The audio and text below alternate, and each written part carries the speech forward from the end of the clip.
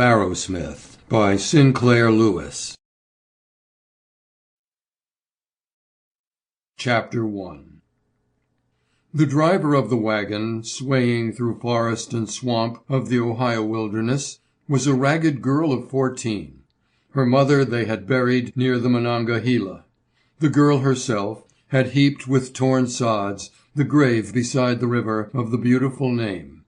Her father lay shrinking with fever on the floor of the wagon box, and about him played her brothers and sisters, dirty brats, tattered brats, hilarious brats.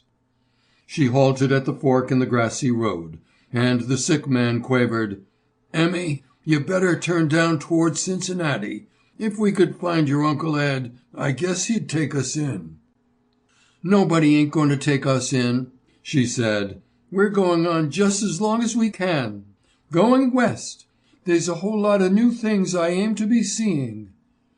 She cooked the supper, she put the children to bed, and sat by the fire alone. That was the great-grandmother of Martin Arrowsmith. Part 2. Cross-legged in the examining chair in Doc Vickerson's office, a boy was reading Gray's Anatomy. His name was Martin Arrowsmith, of Elk Mills, in the state of Winnemac. There was a suspicion in Elk Mills, now, in 1897, a dowdy red brick village smelling of apples, that this brown leather adjustable seat, which Doc Vickerson used for minor operations, for the infrequent pulling of teeth, and for highly frequent naps, had begun life as a barber's chair.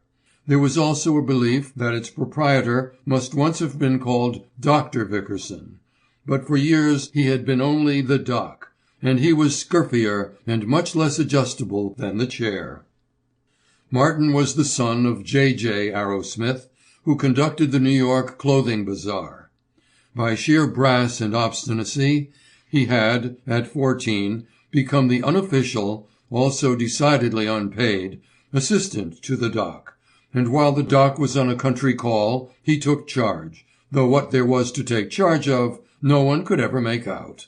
He was a slender boy, not very tall. His hair and restless eyes were black, his skin unusually white, and the contrast gave him an air of passionate variability. The squareness of his head and a reasonable breadth of shoulders saved him from an appearance of effeminacy or of that querulous timidity which artistic young gentlemen call sensitiveness.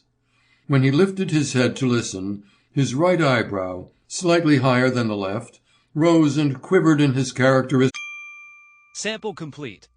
Ready to continue?